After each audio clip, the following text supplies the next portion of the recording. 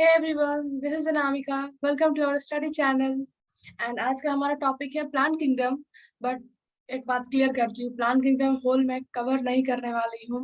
मैंने पहले भी आपसे प्रॉमिस किया था कि मैं सिर्फ इम्पोर्टेंट टॉपिक ही आपके सामने लाऊंगी, जिससे बार बार क्वेश्चन पूछा गया या बहुत ज्यादा चांसेस है आने का. तो आज मैंने वही किया है, आपके लिए इम्पोर्टेंट टॉपिक को लाया है आप सबके लिए. सो प्लीज आपको अगर वीडियो पसंद आया तो लाइक कीजिएगा और अपने फ्रेंड के साथ शेयर कीजिए. एंड अगर आप प्लीज नए हैं तो हमारे चैनल को सब्सक्राइब जरूर करें. बहुत ही अच्छे तरीके से और बहुत ही शॉर्ट शॉर्ट नोट बनाए गए आपके लिए कि आप बहुत ही कम टाइम में अपने टॉपिक को रिवाइज कर पाओ. अगर आपको ऐसा ही नोट चाहिए और आपको बहुत सारे चैप्टर का शॉर्ट नोट चाहिए या कुछ और नोट चाहिए, लॉन्ग फॉर्म में भी चाहिए, तो प्लीज हमारे टेलीग्राम चैनल को ज्वाइन करें, जिसका लिंक डिस्क्रिप्शन में दिया गया है. और वहां आकर आप डिमांड करें, आपको क्या चाहिए, आपका डिमांड बिल्कुल पूरा किया जाएगा. सो अब विदाउट टाइम वेस्टिंग मैं चैप्टर स्टार्ट करती हूँ. Plant kingdom. Kingdom plants include all eukaryotic chlorophycous autotrophic organisms. A few members are partially heterotrophic, such as insectivorous plant or parasite. Kingdom planting में कौन कौन से मेंबर थे इसी के बारे में बताया गया है. किस तरीके के मेंबर उसके अंदर थे, हेटरोट्रॉपिक भी थे, ऑटोट्रॉपिक भी थे, इंसेक्टिवोरस प्लांट भी रखा गया था. और उसका क्या एग्जाम्पल ये भी यहाँ बताया गया है. कौन से प्लांट को पैरासिटिक प्लांट बोलते हैं, यहाँ पे कसकट्टा को हम पैरासिटिक प्लांट बोलते हैं, आप इसको ध्यान रखना. इस चैप्टर में मैंने जो टॉपिक उठाया है, इसमें एग्जाम्पल बहुत ज्यादा इंपॉर्टेंट है. अगर आपको एग्जाम्पल याद है, आप क्वेश्चन खटाखट बना पाओगे बहुत ही जल्दी. तो सारा खेल यहाँ एग्जाम्पल का ही है, तो आपको एग्जाम्पल पे बहुत ही ज्यादा फोकस करके इसको याद करना है. Right. Artificial system give equal weightage to the vegetative and sexual characteristics. Artificial system जो लाया गया है वो दोनों को इक्वल वेटेज देता है, चाहे वो वेजिटेटिव हो चाहे सेक्सुअल हो. पहले नहीं था बट अब उसको इक्वल वेटेज देता है. Natural classification is based on natural affinities. उसी के बेस्ड ऑन पे हुआ गया था नेचुरल चीजें का क्लासिफिकेशन, ताकि जो नेचुरल है उससे उसका लगाव था तो उसके अकॉर्डिंग ही किया गया था, जो उसका ऑर्गेनिज्म है जिससे वो रिलेटेड है. पहले एक्सटर्नल फीचर ही इंक्लूड था इसके अंदर, बट नहीं, अब इंटरनल फीचर को भी लेकर नेचुरल क्लासिफिकेशन किया जा रहा है. Right? The phylogenetic system are based on evolutionary relationship between the various organisms. Numerical taxonomy क्यों किया गया ये मैं बताती हूँ. Numerical taxonomy is based on all observable characters. ये सारे कैरेक्टर्स को ऑब्जर्व करने के लिए बताया गया था, बनाया गया है, जिसमें अलग अलग चीजों के लिए अलग अलग कोड यूज किया गया है एंड अलग अलग कैरेक्टर के अलग कोड यूज किया गया, ताकि बहुत ज्यादा कंफ्यूजन नहीं हो वहां पे. तो जो भी जितने कैरेक्टर डिफरेंट कैरेक्टर से थे तो उनके लिए डिफरेंट कोड भी तैयार किया गया था, और जो भी ये सब किया गया था वो कंप्यूटर के हेल्प लेकर ये सारे डाटा को क्रिएट किया गया था, जिसको हम लोग न्यूमेरिकल टैक्सोनॉमी बोलते हैं. अब हम देखते हैं साइटोटैक्सोनॉमी में क्या किया गया और इसको क्यों बनाया गया, एंड कीमोटैक्सोनॉमी का क्या काम है. Right. Cytotaxonomy is based on cytological informations like chromosome number, structure and the behavior. Cytotaxonomy में बताया गया है कि किसमें कितना क्रोमोसोम नंबर है, उनका क्या स्ट्रक्चर है या क्या बिहेवियर होने वाला है. इसलिए हम साइटोटैक्सोनॉमी का यूज किए थे और अभी भी यूज करते हैं ये सब जानने के लिए. कीमोटैक्सोनॉमी का यूज क्यों करते हैं, क्योंकि हमें उसमें पता चलता है कि किसी भी प्लांट में किस केमिकल का कितना कंस्टिट्यूएंट है, कितना उसमें पार्ट है, कितने मात्रा में वो है, इसलिए हम कीमोटैक्सोनॉमी का भी यूज करते हैं. तो आज का हमारा मेन टॉपिक है एल्गी. स्टार्ट करते हैं. Algae are highly variable in form and size. They are unicellular, colonial, filamentous and also form massive plant bodies. आपको ऑलरेडी पता है एल्गी का बहुत ज्यादा वेरिएशंस है, कोई शेप साइज का ठिकाना नहीं है. वो यूनिसेलुलर भी हो सकता है, फिलामेंटस हो सकता है, कोलोनियल हो सकता है. राइट. अब हम पढ़ते हैं आइसोगैमी. इससे क्वेश्चन आ चुका है, सो प्लीज आप ध्यान से देखो इस बात को और सुनो, और हो सके तो एनसीईआरटी में आप नोट डाउन कर लो. आइसोगैमी मतलब आपको पता है ऑलरेडी, बट फिर भी ध्यान से सुनो. आइसोगैमी का मतलब यहाँ बताया जा रहा है fusion of similar gametes in size is isogamy. Fusion होगा दो गैमेट्स के बीच में, बट यहाँ शर्त है कि दोनों का साइज सेम होना चाहिए, सिमिलर होना चाहिए. राइट. इससे क्वेश्चन आया ये, ऐसे गैमेट एग्जाम्पल क्वेश्चन आया है कि ऐसे गैमेट का एग्जाम्पल दीजिए जो तो आइसोगैमस है बट वो सिमिलर है उनका साइज. तो यहाँ पर नेक्स्ट लाइन में ये बताया गया है दीज गैमेट्स में बी मोटाइल. अब वो मोटाइल भी होना चाहिए, तो उसका एग्जाम्पल होगा यूलोथोरिक्स. ये एग्जाम्पल आपको याद रखना चाहिए कि आइसोगैमस भी है प्लस दोनों में फ्यूजन हुआ है, लेकिन दोनों का साइज सेम है एंड ये मोटाइल भी है, तो उसका एग्जाम्पल होगा यूलोथोरिक्स.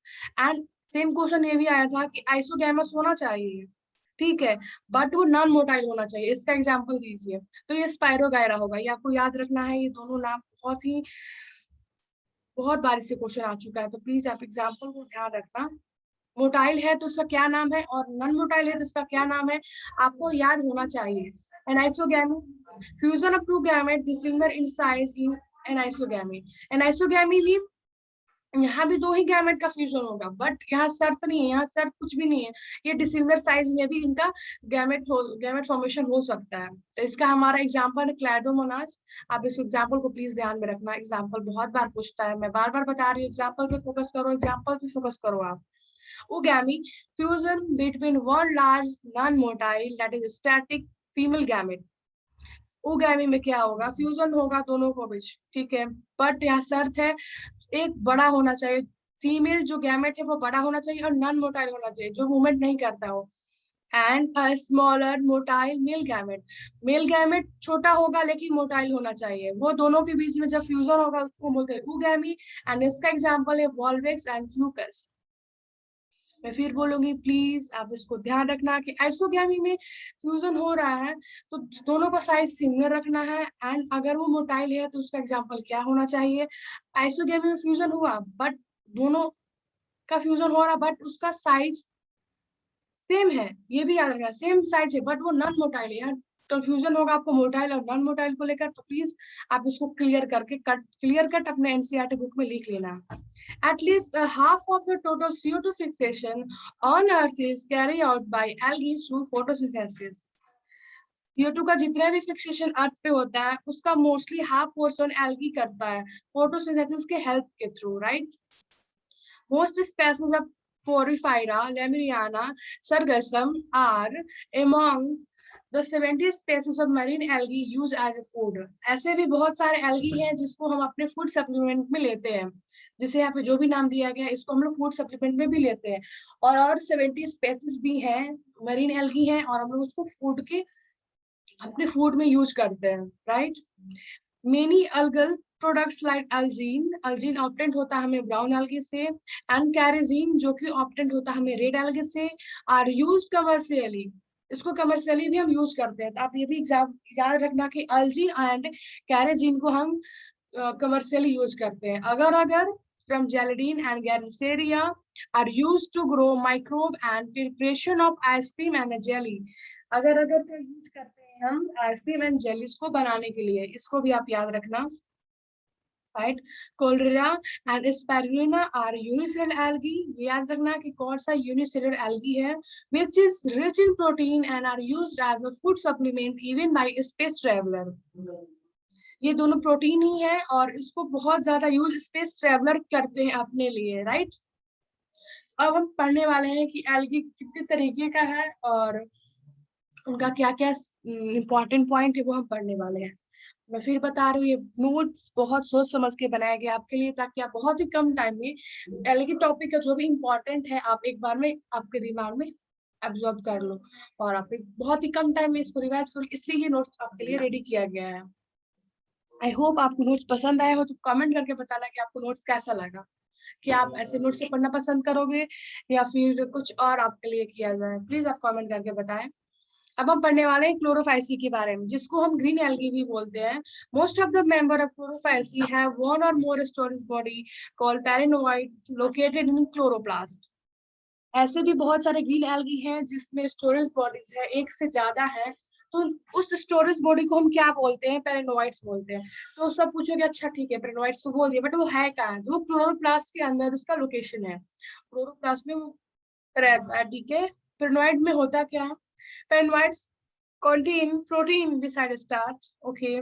In green algae, the cell wall is made of inner layer of cellulose. जो ग्रीन एल्गी है उसका जो सेल वाल है, जो इनर लेयर है सेल वाल का, वो सेलुलोज से बना हुआ है, और जो उसका आउटर लेयर है वो पेक्टोज से बना हुआ है। इसको आप याद रखना। दैट्स इट, ग्रीन एल्गी के बारे में बहुत इंफॉर्मेशन हुआ ये।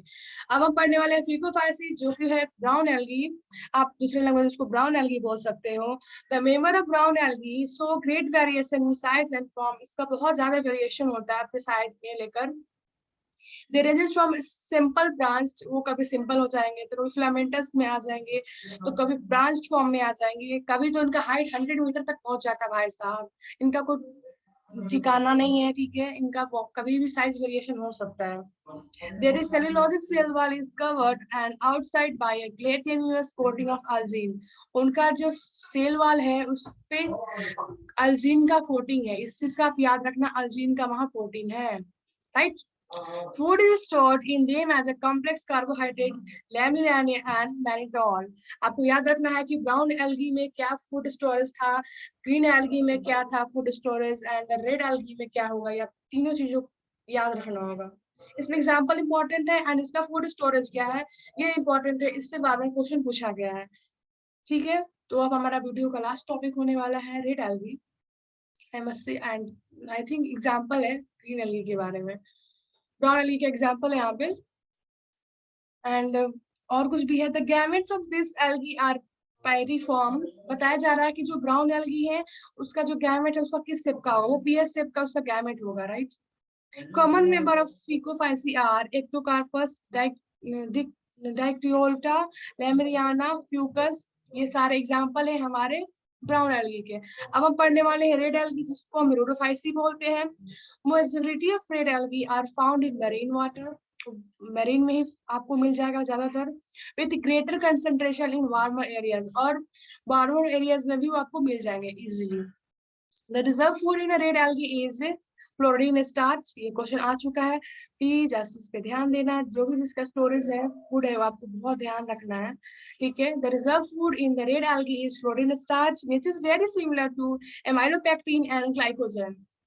ये इस लाइन से ही क्वेश्चन आया है, ठीक है, 2020 में ही आया, और क्या मैं आपको प्रूफ दूं। Sexual reproduction in red algae is oogamous, इसमें सेक्सुअल रिप्रोडक्शन होगा oogamous के through, and post fertilisation development का भी हेल्प लेके किया जाएगा। अब इसका एग्जांपल क्या है, आप एग्जांपल पे ध्यान देना। एग्जांपल है इसका पोलिशिफोनिया, रेड एल्गी का पोरिफायरा, गैरिसिलेरिया एंड गैलिडियम, ये सारे एग्जांपल है। सब पूरे टॉपिक में यार मैं स्टार्टिंग से बोल रही हूँ, एग्जांपल ही तो इम्पोर्टेंट है।